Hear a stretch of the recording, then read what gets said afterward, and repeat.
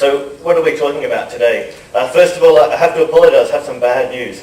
Part of our session today, because we're planning in the other room, was to actually get you to do some things. So unfortunately we've decided to go ahead with that. We will ask you to participate in an activity as part of our session. So you will have to talk to the people beside you. So I think one of the best things about these sort of forums is an opportunity to meet someone new. Maybe by default we tend to sit with our friends. We also promise in good news that we try and will avoid this scenario. We won't try and do PowerPoint karaoke to you. So what are we really looking at? Our previous colleagues today have talked sort of a research perspective, looking at good practice from award-winning teachers from Diane. Sue's presented for you a collection of the problem-based learning within dentistry, a specific sort of case study and approach. And what we're going to do is really talk about e-learning practices a little bit more broadly, I suppose, within a PolyU perspective. So we're looking at, first of all, situating, well, why e-learning at PolyU? And this will touch on many of the points already raised in this forum and in the wider conference sessions. So we'll do that quite quickly. After that, a little bit about our approach in designing e-learning. You know, what are some of our practices in working with academic staff? Next, sort of, well, some activity, some discussion. Well, what do we mean by good e-learning? You know, what is the key characteristics of this? And some examples of this sort of case studies. And then lastly, obviously, some time for questions across all presenters. So, very quickly, why e-learning at PolyU? It really boils down to these three areas, at least in my experience. It comes down to policy imperatives, notion of practicality, things that will work for certain people in certain contexts, and maybe some expectation about a change in our practice. A number of our colleagues have talked about the changing student demographic, changing imperatives from a Hong Kong perspective. So in terms of policy, PolyU has a position paper on e-learning, which, I don't know if I should say this publicly, but interestingly enough, not many people know about. Unfortunately, I've had the opportunity in a number of scenarios the last few weeks to talk to some of the deans and faculty chairs and so on. And one of the points we sort of raise is awareness of this position paper. Equally as much in PolyU's strategic plan, identifies blended learning, enhancing the blended learning culture as part of our broad goal. And these are really vision sort of statements. So what we're really looking at then is, well, what boils down to in terms of a strategy? You know, we've got the destination in mind, but maybe no clear roadmap to how to get there. Equally as much, it comes down to some practical concerns.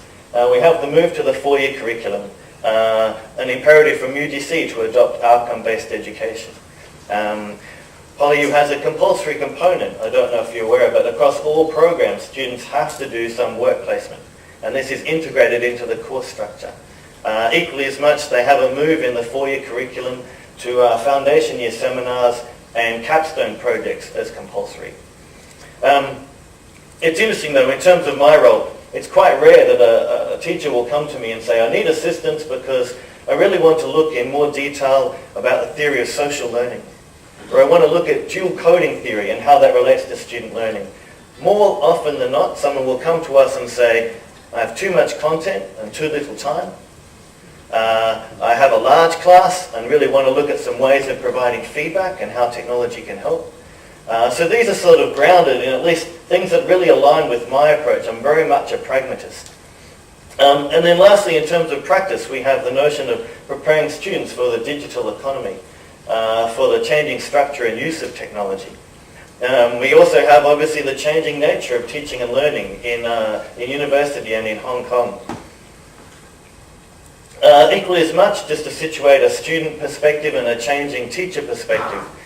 Student perspective maybe not as dramatic as this parody on Darwinism, obviously.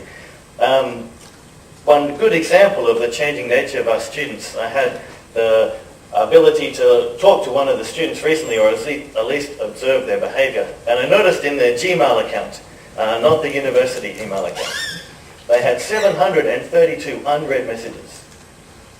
I said, why? Don't you feel some pressure to look at these? And the student responded, no, if it's important to me, they'll contact me in Facebook. And I thought that was really interesting. It does talk about the change. And I mean, I think Ian and I both compulsively check email because of the nature of our job.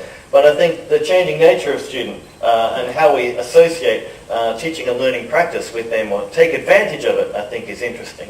One of the other presenters talked about, well, do universities widely have a Facebook account? I think Eva Wong yesterday mentioned her son or daughter's admission to please stay out of Facebook. It's not appropriate for university. I want it to be just part of my social activity and so on. But anyway, this highlights the changing nature. One final point in a student perspective. A researcher called Diane Oblinger identifies, sure, that students are very good with using technology now. But she makes a key point, which I really strongly agree with. They may be not so good with the use of technology for academic purposes. And I think this is a really interesting point of distinction. Sure, they have the skills in a number of different areas, but how do we leverage this back into the academic arena? Then there's the nature of changing role of a teacher. The Western phrase is doing washing the baby with the bathwater. It highlights sort of that we're all under pressure for time. You know, certainly in conversations with PolyU staff, in terms of taking on e-learning in particular, I don't have the time. I broadly acknowledge e-learning is good. And sure, if you can show me something I can use in a time-efficient way that will enhance my student learning outcomes, I'm quite willing to listen. But they're often, time is a set quantity. So in terms of what people spend their time on relates to priorities and need and level of expertise and so on. Quite simply, in terms of our approach, before we look at our specific case studies, I was very lucky when I came to PolyU. We had a significant chunk of money to support e-learning. In the previous triennium, we had around $30 million to support academic staff coming to us with some e-learning initiative, something they wanted to do. So we will talk a little bit about those case studies, but then conscious of the audience, I'm sort of thinking, I don't have access to this funding.